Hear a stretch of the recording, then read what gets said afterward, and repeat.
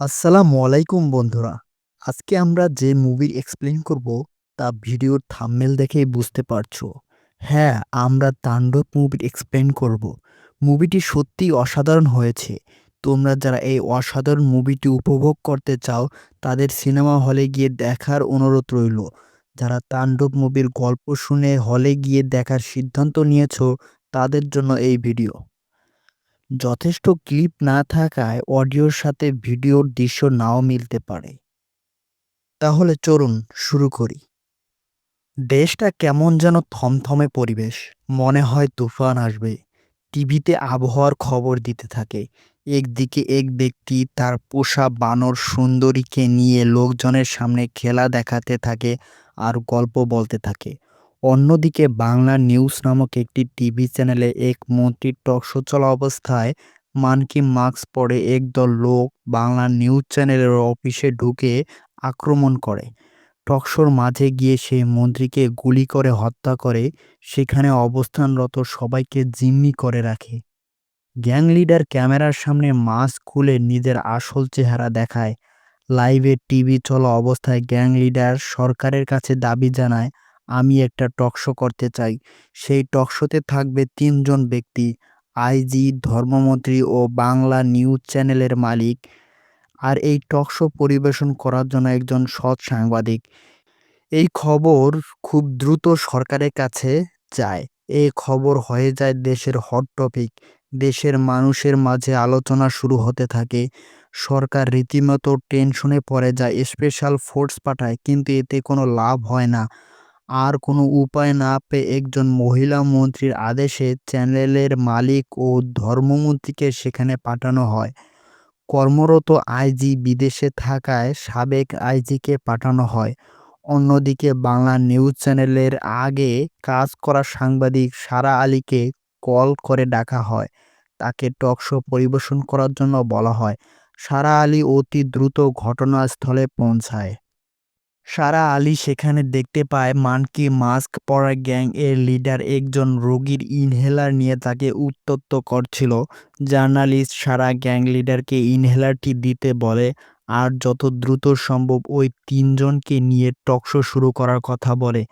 সরকারের চাপের কারণে আইজি, ধর্মমন্ত্রী এবং চ্যানেলের মালিক দ্রুত বাংলা নিউজ চ্যানেলের অফিসে চলে আসে।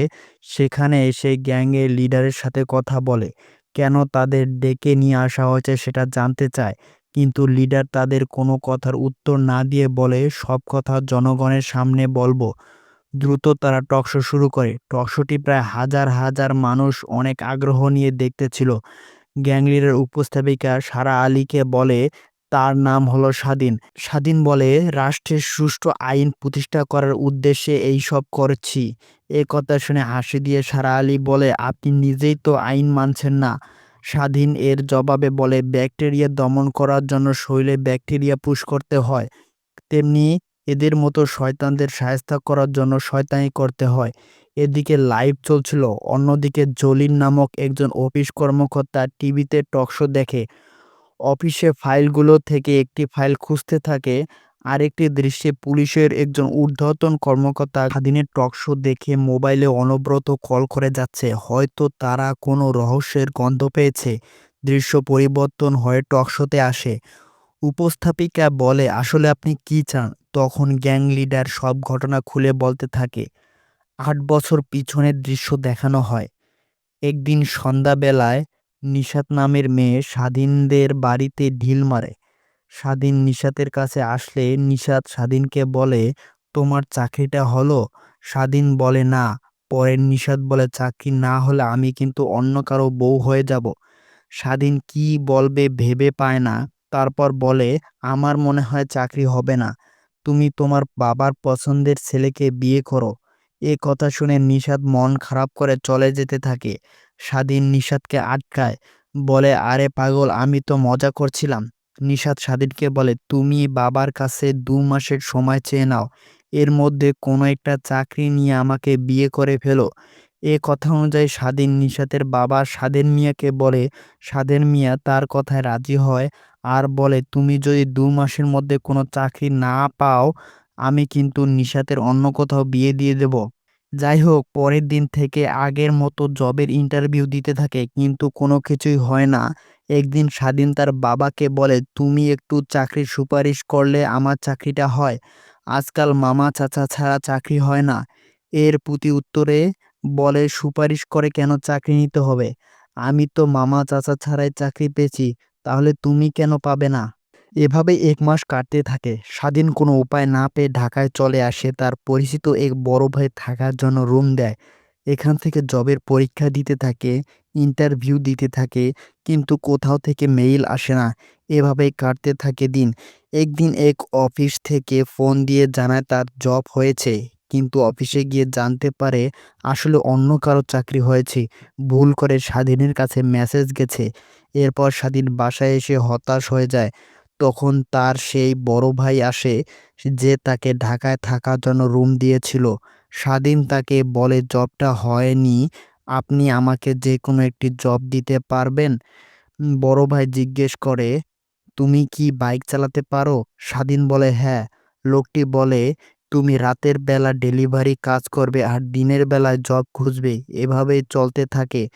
কোনোভাবে বাড়ির লোক জানতে পারে স্বাধীন এর চাকরি হয়ে গেছে। তাই নিশাতের বাবা তাদের দুজনের বিয়ের দিন ফিক্সড করে ফেলে। তখন স্বাধীন নিশাতের বাবাকে ফোন করে বলে তার চাকরি হয়নি। নেটওয়ার্কের সমস্যা হওয়ায় নিশাতের বাবা বুঝতে পারে না। এই দিন থেকে স্বাধীন মিথ্যা বলা শুরু করে। দিন যেতে থাকে, এক সময় স্বাধীনের চাকরি হয়ে যায়।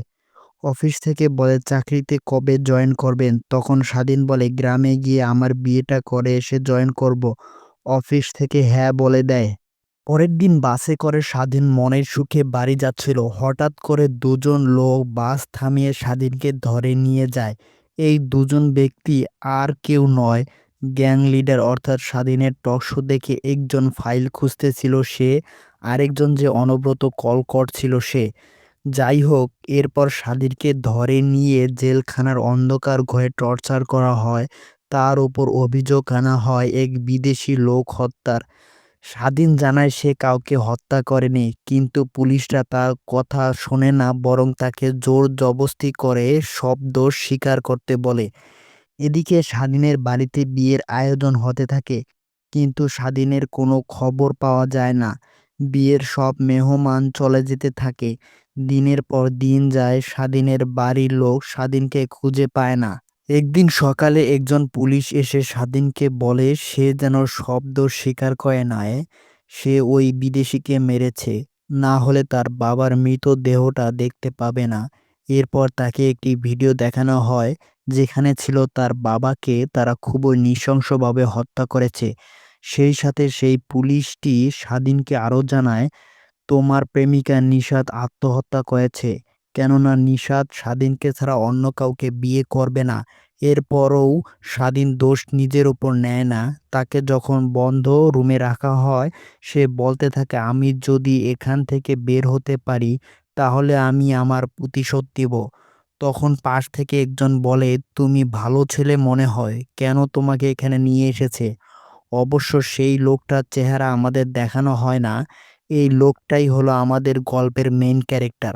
আবার যখন পুলিশ টর্চার করতে আসে, এবার ঘটে উল্টোটা। স্বাধীন রুখে দাঁড়ায়, সে এবার সবাইকে মারতে থাকে। স্বাধীন যখন ফাইট করছিল, আরেকজন নিরীহ আসামি স্বাধীনকে বাঁচাতে প্রাণ দেয়। এর ফলে স্বাধীন বেঁচে যায়।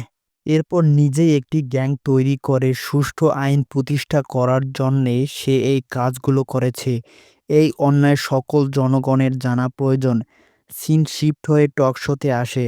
সাবেক ধর্মমন্ত্রী ও চ্যানেলের মালিক একে একে প্রশ্ন করতে থাকে, কিন্তু তারা কোনো প্রশ্নের উত্তর দেয় না।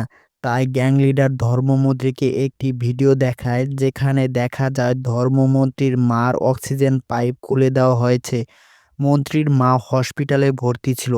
একে একে সব কুকীর্তি বলতে থাকে ভয় পেয়ে, যা কিছু করা হয়েছে সব কিছুর জন্য দায়ী শিল্পপতি আমজাদ মনসুর ও তার ছেলে আরমান মনসুর।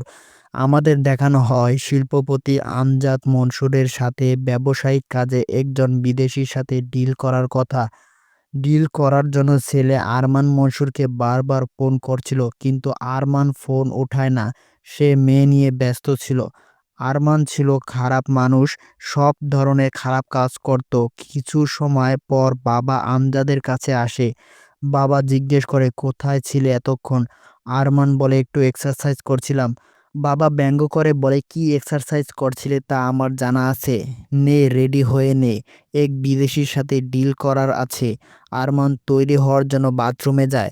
বাথরুমে গিয়ে নেশা করতে থাকে। বাথরুমে বিদেশি লোকটাও অবস্থান করছিল। বিদেশি লোকটা আরমানকে বলে, নেশা করা শরীরের জন্য ভালো না, তোমার নেশা ছেড়ে দেওয়া উচিত। এটা শুনে আরমানের মাথা গরম হয়ে যায়। সে সেখানেই তাকে মেরে ফেলে। এরপর বাবার কাছে আসে। বাবা আমজাদ যখন বুঝতে পারে আরমান সেই বিদেশিকে মেরে ফেলেছে যার সাথে ডিল হওয়ার কথা ছিল, আরমানের প্রতি রেগে যায়। আর এই ঘটনা ধামাচাপা দেওয়ার জন্য আইজি ও ধর্মমন্ত্রীকে ডাকা হয়।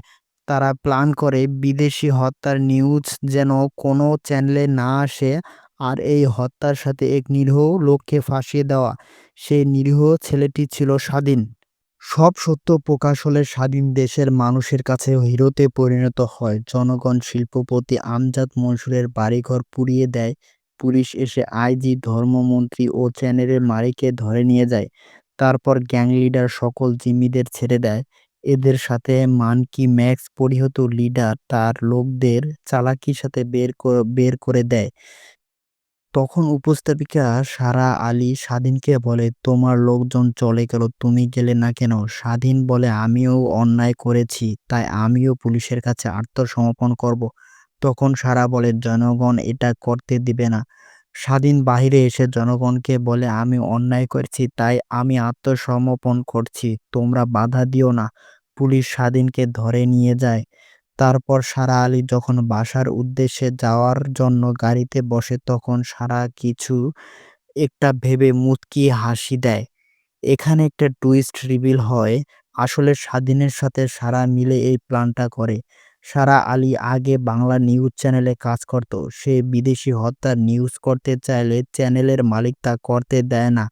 এ নিয়ে কথা কাটাকাটি হয়। এরপর সারা সেখানে কাজ করা বাদ দিয়ে দেয়।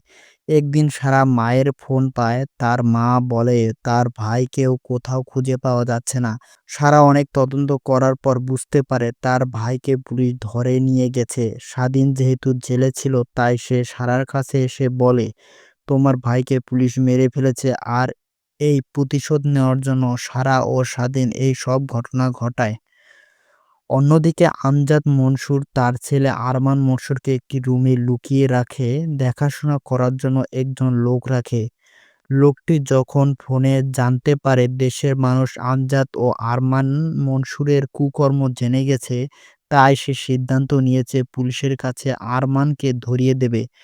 লোকটি যখন আরমানের কাছে আসে, আরমান হাতের শিকল পেঁচিয়ে লোকটিকে মেরে ফেলে। কেননা আরমান সব কথা শুনে ফেলেছিল যে তাকে পুলিশের কাছে ধরিয়ে দেবে। পরের সিনে পুলিশ স্বাধীনকে নিয়ে যাচ্ছিল। একজন পুলিশ স্বাধীনকে বলে, তুমি আসলে সত্যিকারের হিরো। এই কথা বলার পর মানকি মাস্ক পরা স্বাধীনের লোকেরা এসে স্বাধীনকে উদ্ধার করে। স্বাধীন তখন বলে, আমি সত্যিকারের হিরো নই, আমি সত্যিকারের ভিলেন। এই খবরটা দ্রুত চলে যায় সেই মহিলা মন্ত্রীর কাছে। আর তারা সবাই অনেক অবাক হয়ে যায়। সারাকে কেউ একজন ফোন করে জানায় যে স্বাধীন পালিয়ে গিয়েছে। এ খবর শুনে সারাও অবাক হয়ে যায়। এরই মধ্যে আমরা সেই লোকটাকে দেখতে পাই যে লোকটি তার অফিস রুমে থেকে একটি ফাইল খুঁজছিল। ফাইলটা নিয়ে দ্রুত মহিলা মন্ত্রীর কাছে আসে এবং বলে, এই স্বাধীন তো সেই স্বাধীন না, আমি স্বাধীনকে ধরেছিলাম। সেই সময় পুলিশ অফিসার কামরুজ্জামানও আসে। কামরুজ্জামান বলে, আমি টকশো দেখে ব্যাপারটা সবাইকে জানাতে চেয়েছি, কিন্তু কেউ আমার ফোন ধরেননি। মন্ত্রী তখন বলে যে সে যদি স্বাধীন না হয় তাহলে সে কে, আর স্বাধীনই বা কোথায়? অন্য একজন অফিসার এসে জানায় স্বাধীন আসলে সেই দিন মারা গিয়েছিল যেদিন এই নকল স্বাধীন জেল থেকে পালিয়েছিল। আর এই নকল স্বাধীন আমাদের জেলখানাতেই ছিল। ইতোমধ্যেই আপনারা হয়তো বুঝে গিয়েছেন আসল স্বাধীন সেদিন এই নকল স্বাধীনকে বাঁচিয়েছিল। আর নিশাতের সাথে যার প্রেমের গল্প শুনেছেন সে ওই স্বাধীন। আসল স্বাধীন নকল স্বাধীনকে বাঁচিয়েছিল বলে তার হয়ে প্রতিশোধ নিয়েছে।